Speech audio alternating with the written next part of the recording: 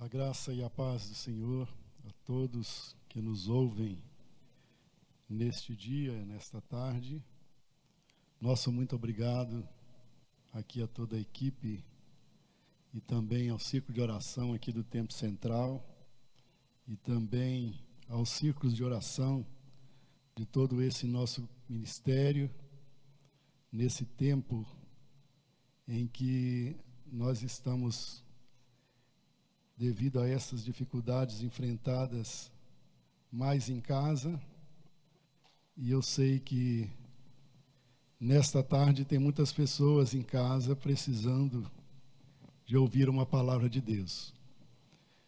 Parece que todas as melodias, os belos hinos cantados aqui nesta tarde, como a palavra inicial da irmã que nos antecedeu, todas vieram de encontro ao que pretendemos traduzir em poucas palavras aqui, extraído da palavra do Senhor para nós nesta tarde.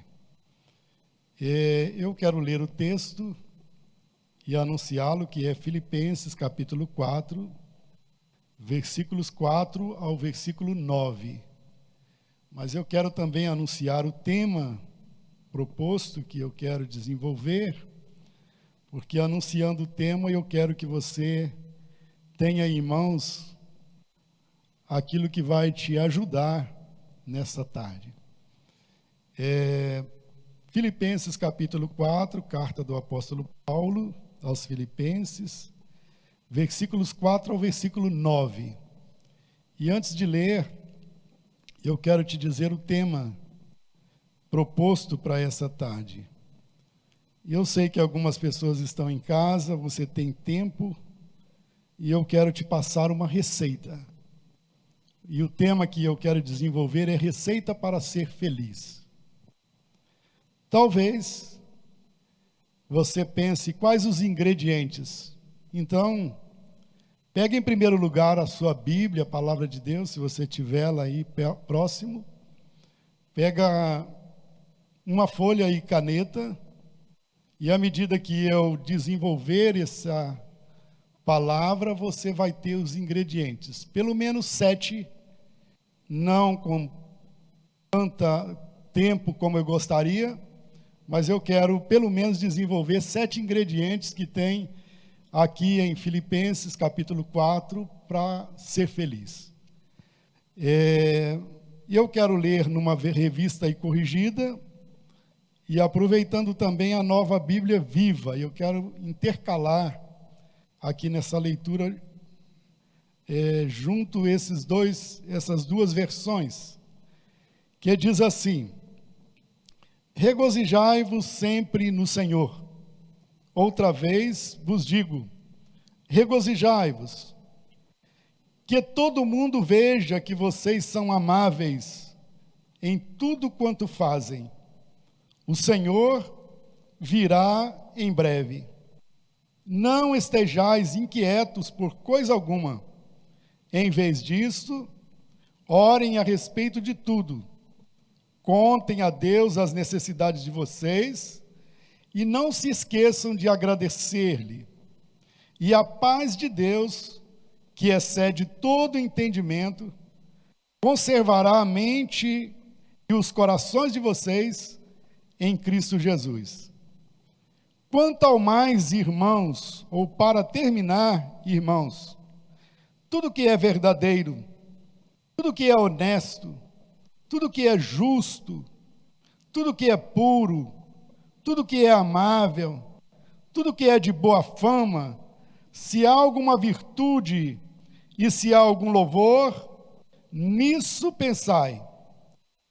O que também aprendestes e recebestes e ouvistes e vistes em mim, isto fazei, e o Deus de paz será convosco.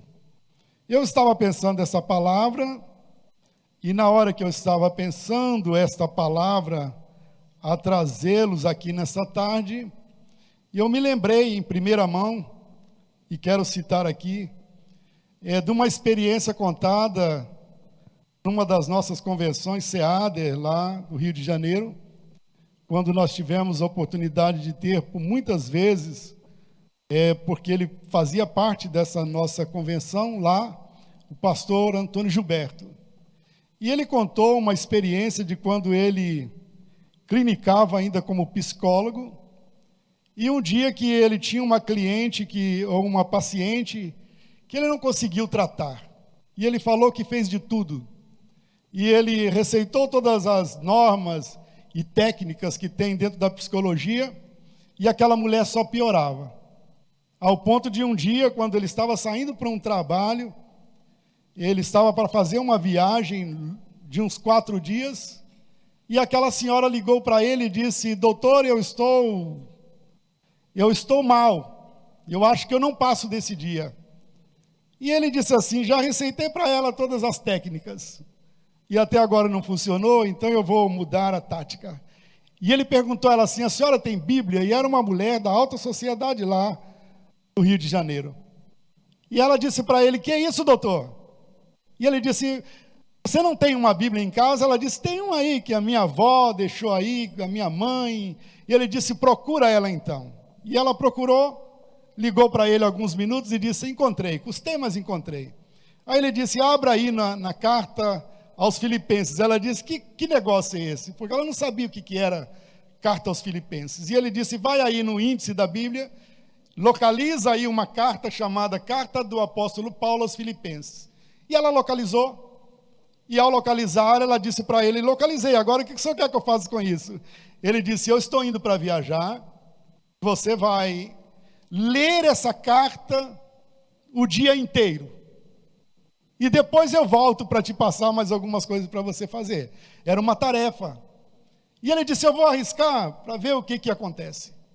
Só que a palavra de Deus, ela é tão extraordinária, que ao fazer isso, ele levou aquela mulher a buscar uma saída diferente da que ela tinha buscado até aquele instante.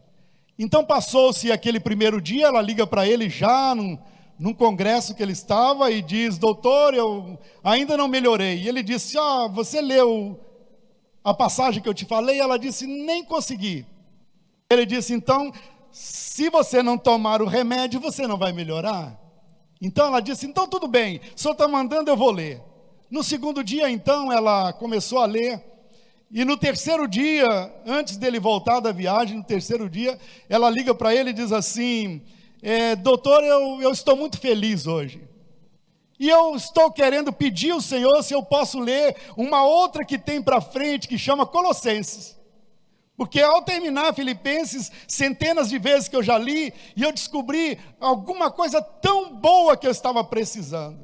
E quando ela chegou nesse capítulo 4, Deus tratou o coração daquela senhora de uma maneira extraordinária, e fez ela ir a Cristo, e ela se tornou uma serva de Deus, entregando a sua vida a Jesus.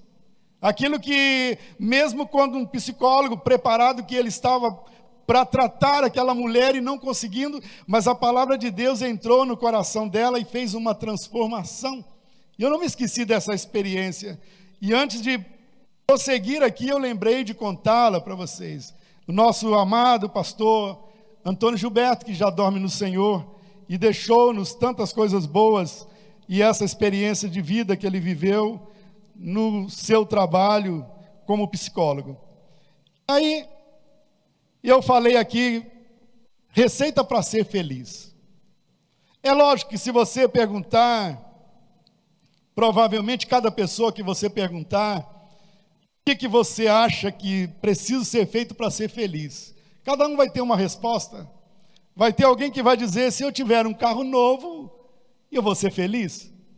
Outro vai dizer: se eu casar, eu vou ser feliz. E tem até aqueles que vão dizer: se eu deixar o casamento, eu acho que eu vou ser feliz. Porque o ser humano, essa busca e esse desejo de ser feliz, é algo inerente dentro do coração do ser humano. Isso é tão antigo quanto a história da humanidade. E é incontestável o desejo de todo ser humano de ser feliz. Por isso que nessa tarde, ao dizer aqui uma receita para ser feliz, talvez você se interessou. E eu sei que existe algumas coisas que podem ajudar na vida das pessoas dia a dia. Mas eu quero falar de uma felicidade hoje aqui, que ela não está baseada em estudo da raça humana, ou do psique humano. E eu quero falar aqui de uma felicidade que ela não está baseada em possuir alguma coisa para ser feliz. Porque na própria Bíblia nós temos pessoas que tentaram fazer isso. Na própria Bíblia nós temos histórias grandiosas de pessoas que buscaram tudo para ser feliz. Nós temos lá na Bíblia, por exemplo, quando você lá abre o Salmo 73, você depara com um homem que pensava como Aristóteles, por exemplo, que Aristóteles, ele foi o grande filósofo da era antiga, e nos estudos de Aristóteles, que foi um dos mais avançados da antiguidade, ele chegou à conclusão que a felicidade só podia ser buscada quando tudo ao redor do homem estivesse completado, como saúde, bem-estar, família, bens materiais. E na visão de Aristóteles, até a chamada polis, que era as cidades, do desenvolvimento das cidades gregas, deveria trabalhar para fazer os seus cidadãos felizes. Então, na visão dele, você precisava de uma porção de coisas humanas para te levar a um caminho onde você pudesse ser feliz. Se tivesse doente, não poderia ser feliz. Se tivesse alguém na família, não poderia ser feliz. Se tivesse faltando dinheiro, não poderia ser feliz. Então, Aristóteles desenvolveu um dos maiores estudos dentro da psicologia para mostrar como poderia ser feliz. A filosofia desenvolveu isso ao longo dos anos. E ao longo dos anos, a filosofia debruçou sobre isso com grandes pensadores que traçaram metas, planos, ideias de como fazer o ser humano ser feliz. E eu não quero entrar nesse mérito da antiguidade, porque junto com esse mérito da mesma época de Aristóteles, já existia pessoas buscando os mesmos ideais e em caminhos diferentes. Por exemplo, eu citei aqui o Salmo 73 e Asaf.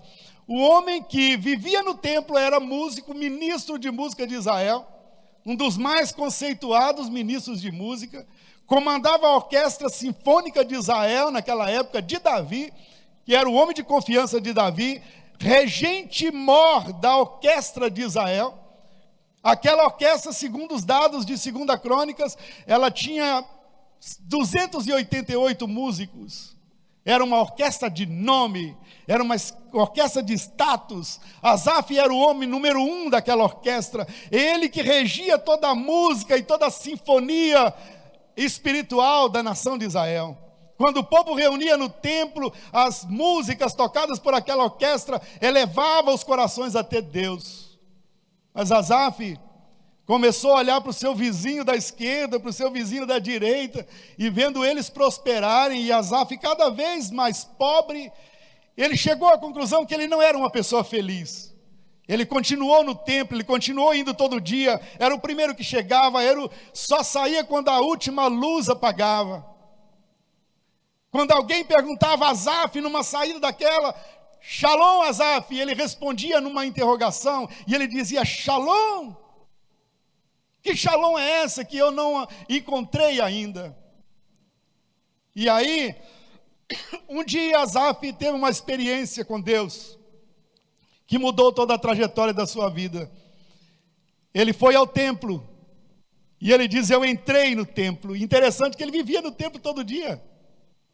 Se ele não fosse ao templo, Davi iria chamá-lo ao gabinete do rei, para uma conversa particular. Ele ia ao templo todo dia, mas o fato de ir ao templo todo dia não trouxe para o coração de Asaf a felicidade que ele precisava e que ele procurava.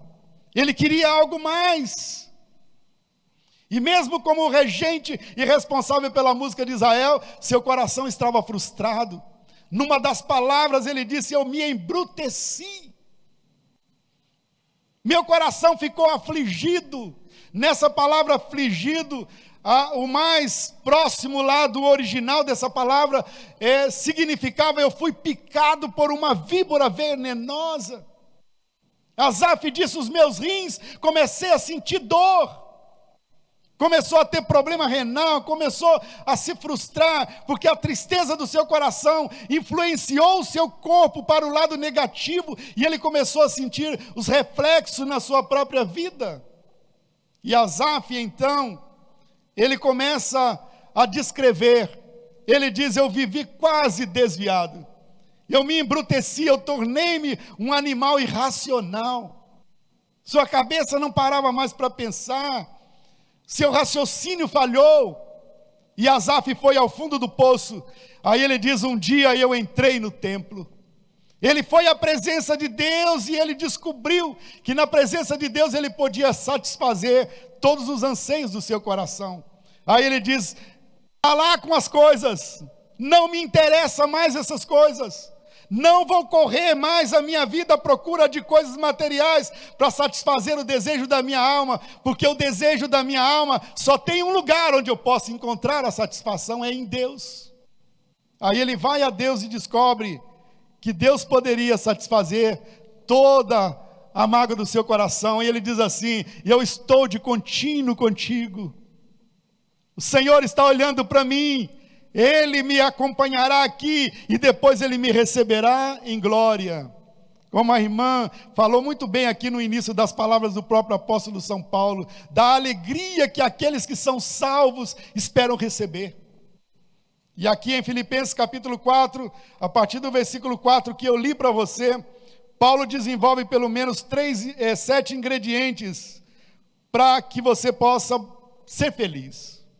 Primeiro deles, ele diz aqui: alegre-se sempre em Deus. O seu motivo de alegria deve ser Deus. Quanto mais intensamente nós nos ocuparmos com Deus, mais felicidade Ele trará ao nosso coração. A busca inútil pela felicidade termina quando nós encontramos a presença de Deus, o lugar de refúgio dEle. Aí ele diz aqui: alegre-se em Deus. E nessa versão, ele diz assim, mais atualizado, ele diz: regozije-se em Deus. E ele faz questão de repetir, porque era algo tão importante. Ele diz: outra vez eu quero dizer para vocês, alegre-se em Deus. Era como se ele estivesse dizendo: o servo de Deus, aquele que se refugia em Deus, aquele que conhece Deus, aquele que vai à presença de Deus, ele tem motivo para regozijar. Você pode estar em casa, na tua casa sozinho nessa hora, mas você não está solitário, se você tiver Deus dentro do seu coração, porque Ele, Deus, satisfará o desejo do seu coração. A alegria do Senhor é a nossa força. A experiência do próprio apóstolo Paulo, vivida aqui em Filipenses, é o exemplo para nós. Quando ele está escrevendo essas palavras, ele está na prisão, provavelmente numa prisão romana, escura, horrorosa, com todos os maus tratos que os romanos naquela ocasião tinham prazer de propiciar aos seus prisioneiros. Mas Paulo está dentro da prisão e ele disse: eu estou aqui, o meu corpo está preso, mas o meu espírito está livre, eu sou o preso do Senhor. E Paulo então ele diz: alegrem-se. Imagine o camarada ferido dentro de uma prisão escura, maltratado, e ele está dizendo para a pessoa: regozija, fica feliz.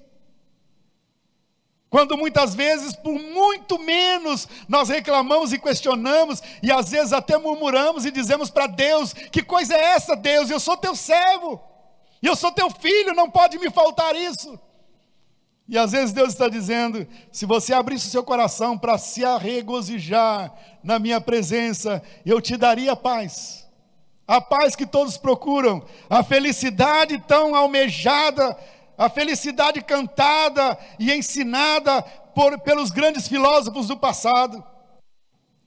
Sócrates não pôde descrevê-las, Aristóteles não pôde complementá-la, Platão passou de longe, mas Paulo é o grande filósofo de Deus, escritor de Deus, que diz assim: só tem uma maneira de você receber a verdadeira felicidade e paz, é buscando no Senhor.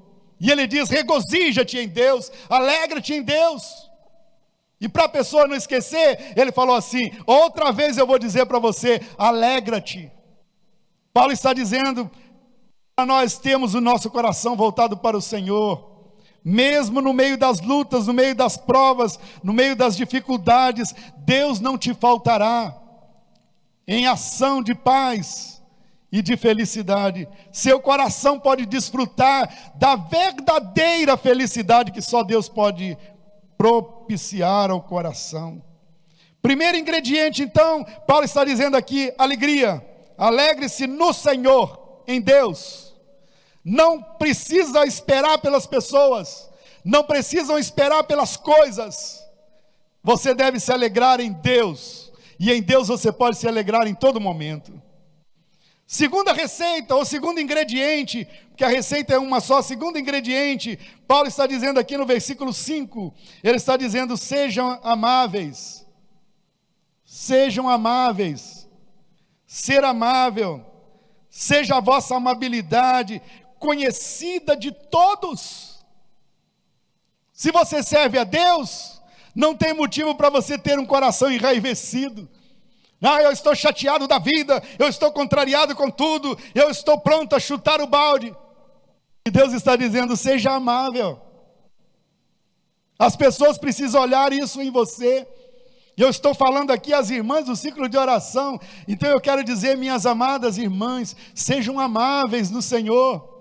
O Senhor espera contar com vocês, porque há uma geração perdida nesse mundo, esperando alguém que lhe dê uma palavra de amabilidade e de confiança, para que ele possa saber que existe algo diferente a ser vivido. Paulo está dizendo: seja querido, seja manso, seja amável com todas as pessoas. Esse é o modo para facilitar o seu caminho como cristão e também ter a sua vida facilitada na presença do Senhor. Deus quer que todos aqueles que lhe servem sejam amáveis. Então, segundo ingrediente é ser amável. Terceiro ingrediente, versículo 5 também ainda, Paulo está dizendo assim: o Senhor virá em breve. É uma das coisas que mais alegra o coração do crente, que mais alegra o coração daqueles que conhecem a Deus, é saber que o Senhor está voltando. E ele disse aqui: o Senhor está perto, o Senhor virá em breve. E em breve, quando ele vier, então todas as lutas e tristezas e angústias desse mundo terão ficado para trás, e nós poderemos desfrutar daquele céu que ele prometeu, da presença que ele prometeu, porque ele diz: assim como ele é, nós o veremos. Então a nossa esperança está em Deus, porque a nossa esperança não é só aqui nesse mundo. Se alguma coisa faltar aqui embaixo, como está faltando agora até a questão de nós podemos nos congratularmos e estarmos juntos e enchemos a igreja para fazermos festa, mas lá no céu não vai ter essas interrupções, com a exceção de meia hora que a terra viverá isso. Diz que vai haver meia hora de silêncio. É só o tempo de um estalar de dedos. Meia hora de silêncio no céu é o tempo de estalar de dedo, para Deus fazer cumprir mais alguma coisa que ele pretenderá naquele tempo. É uma mensagem escatológica das mais lindas, mas eu estou mencionando aqui essa questão da escatologia para dizer que a igreja não perdeu a esperança. Hoje nós estamos vivendo com pessoas frustradas e a possibilidade de uma geração mais frustrada ainda. Mas eu quero dizer para você, querido irmão e irmã em Cristo Jesus, levante a sua cabeça, olha para o céu. Existe esperança, a esperança não morreu, e a esperança que alimentará a igreja para caminhar para frente e com segurança. E o quarto ingrediente, eu quero dar uma parada a mais aqui, que é uma coisa que hoje está incomodando muito. Paulo diz assim: não andeis ansiosos de coisa alguma. Então, o quarto ingrediente aqui é: não se preocupe, não fique preso à ansiedade, jogue de lado a ansiedade. Jesus mesmo ensinou isso, ele falou assim: não fique preocupado a respeito de coisas. a própria vida, o que comer, o que vestir. Isso está lá em Mateus, registrado no capítulo 6, 4 e 6, Jesus está dizendo, ou no capítulo 6, versículo 24 a 34, Jesus está dizendo, não fiquem preocupados com o dia de amanhã. O próprio Jesus falou isso, Deus cuidará do dia de amanhã para vocês também. E aí, nesse mesmo ponto bíblico, Jesus falou, já é suficiente a carga de cada dia. Para que viver carregando a carga do amanhã? Muitas pessoas hoje estão se matando diante de fardos que Deus não mandou carregar.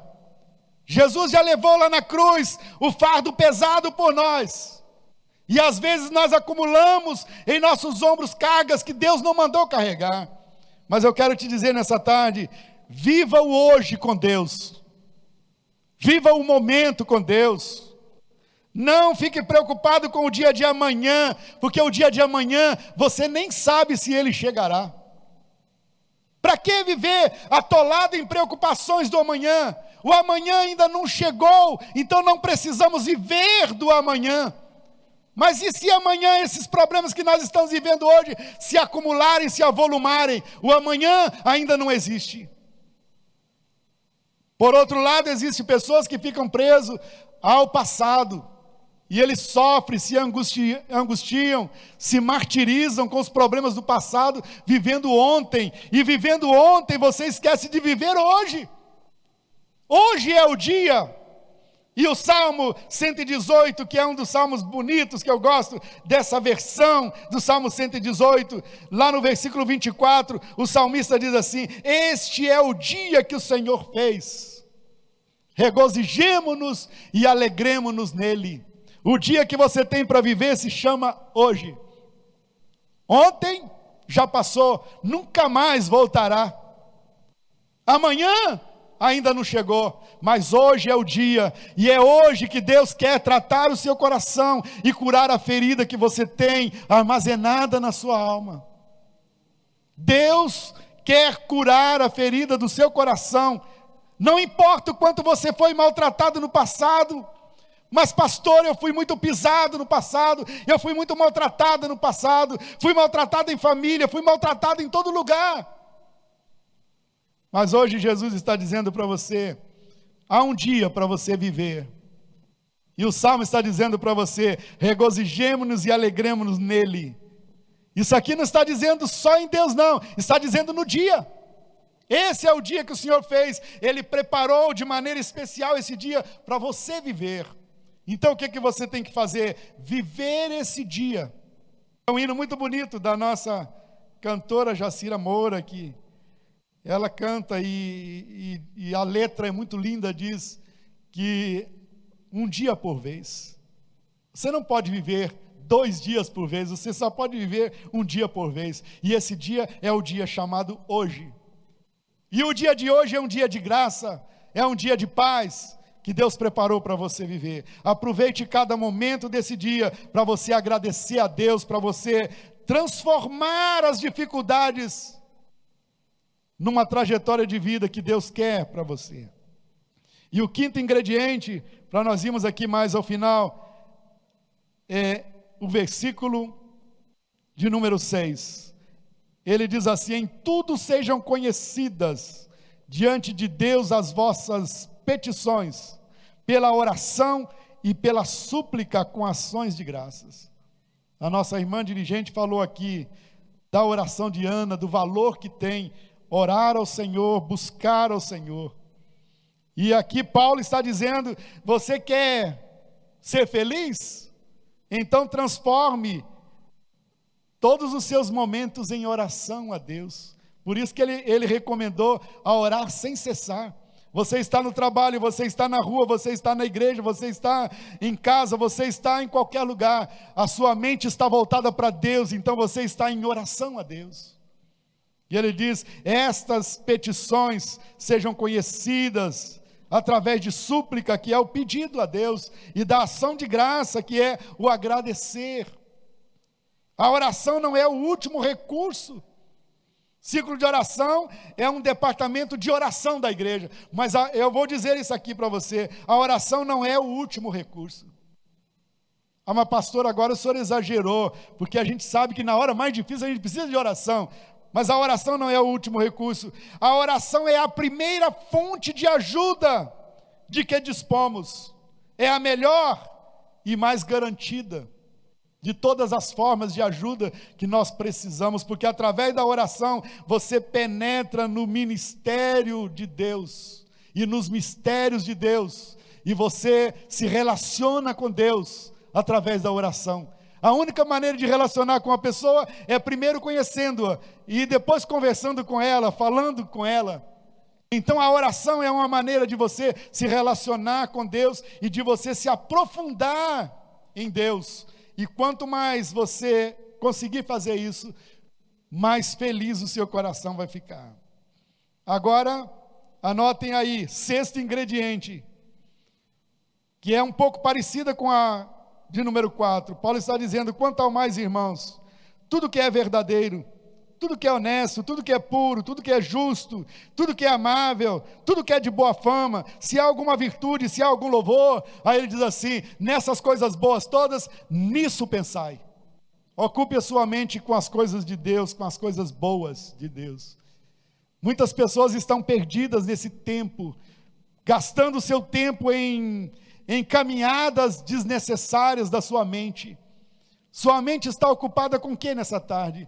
E eu vou dizer para você com o que você precisa estar nesta tarde com a sua mente ocupada. Pense em coisas boas. Paulo está dizendo isso: pense em coisas boas. Ocupe a sua mente com coisas boas, pura, honesta, verdadeira, amável, de boa fama, que tenha virtude. Leve a sua mente para o recôncavo de Deus, aonde você alcançará a verdadeira felicidade que só Ele, Deus, tem para dar. A sua mente estando bem, o seu corpo estará bem e a sua caminhada estará tranquila. Não importa as coisas, não importa se não tem a saúde, não importa se debilitou a saúde, não importa se fracassou os negócios, não importa se a situação está difícil. Mas seu pensamento estando bem, o seu corpo guiará bem, e você sairá lá na frente, na bênção do nosso Deus. E para terminar, porque depois eu quero só contar fazer mais uma reflexão bíblica de um personagem bíblico para nós terminarmos. Para terminar, de número 7,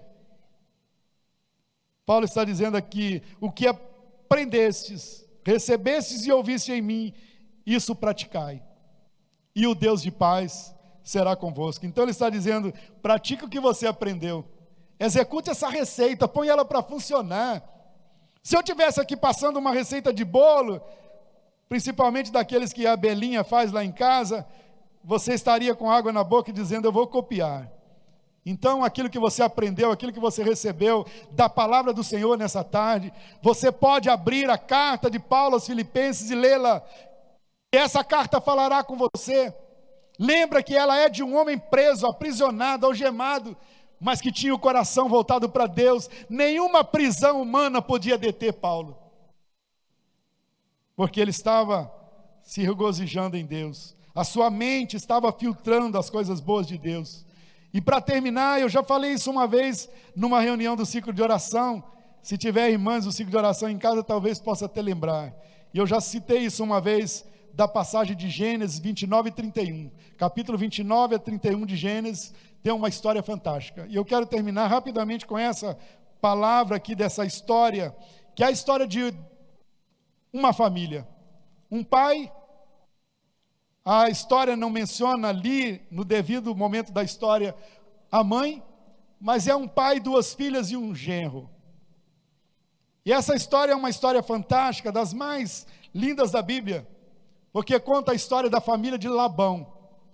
Labão foi o sogro de Jacó.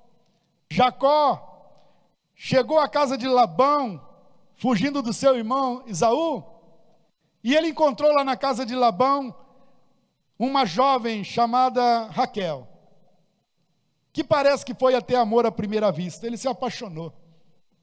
Ele olhou aquela moça, ela o ajudou numa situação, e ele se apaixonou por Raquel. E ele propôs um casamento a Raquel, e Labão querendo tirar proveito, e Deus querendo trabalhar a vida de Jacó, porque a sua vida inteira ele fez jus ao nome que ele tinha de suplantador. E Deus queria trabalhar isso em Jacó. Então Deus fez com que Labão enganasse Jacó. E Labão disse para Jacó: você trabalha 7 anos por ela? Vê que história que dá até uma novela. Trabalha 7 anos e você terá a mão dessa minha filha. E ele topou, porque ele estava apaixonado. E ele trabalhou 7 anos. E chegando a hora dos 7 anos, estava terminando, ele então diz: agora ao casamento.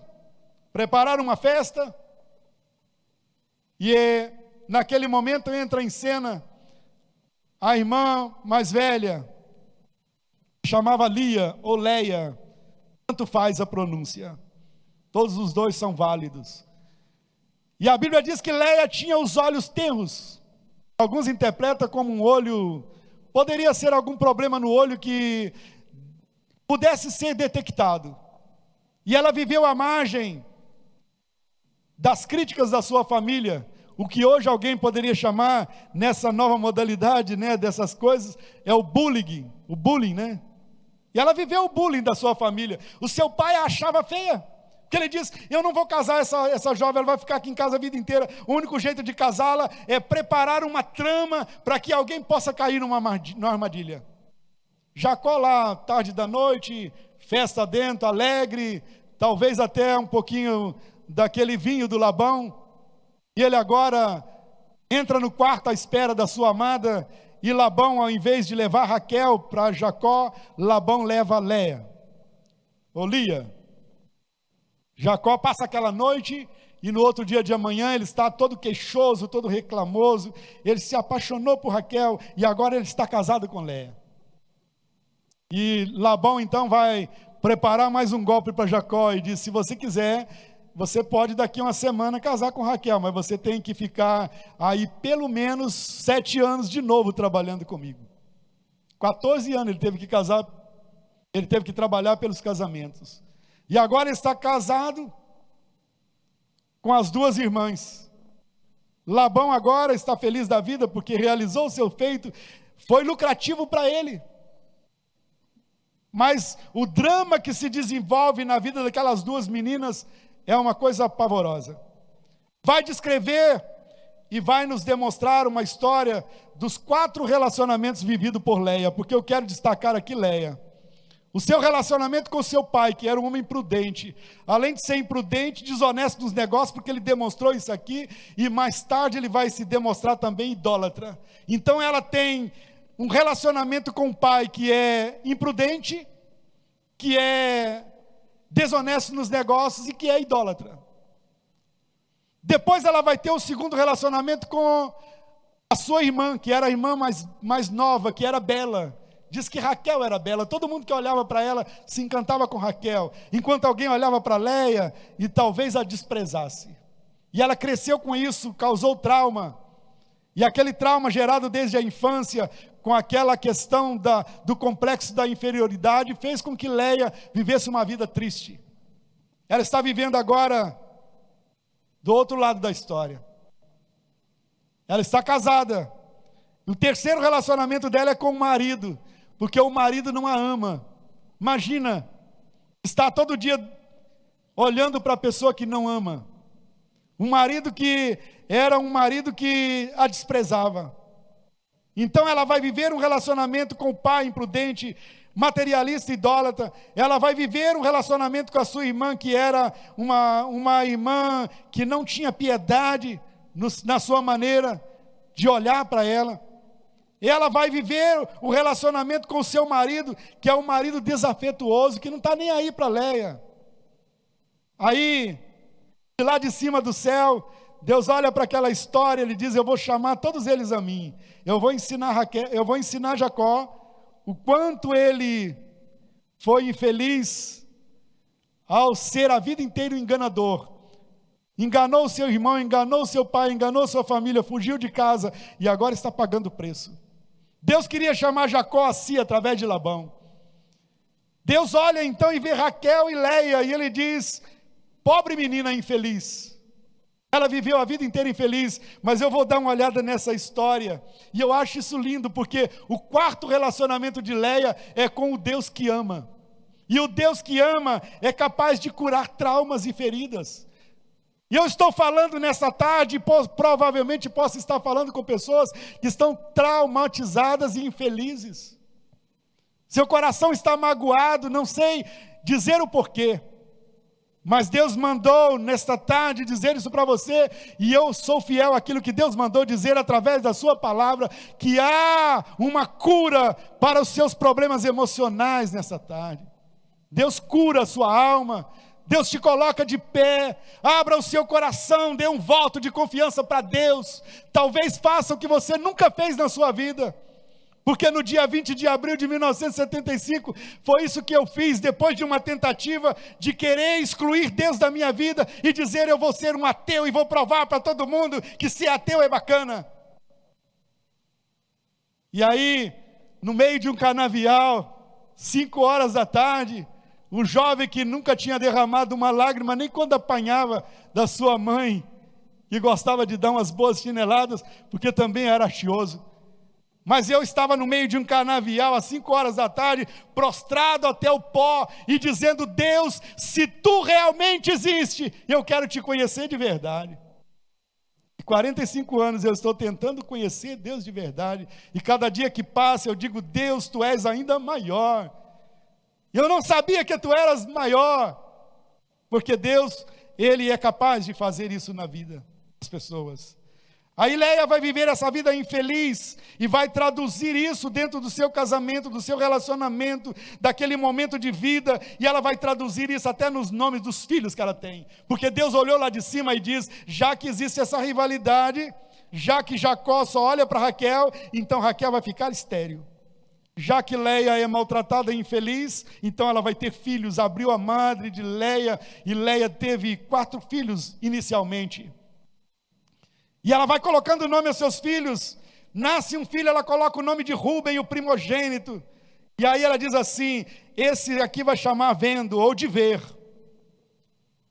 Ela mostrava aquele menino para os outros, como que dizendo: está vendo? Deus olhou para mim, Deus viu a injustiça que eu estava sofrendo, Deus viu como eu estava sendo desprezada, agora Ele me deu esse Rúben para todo mundo ver.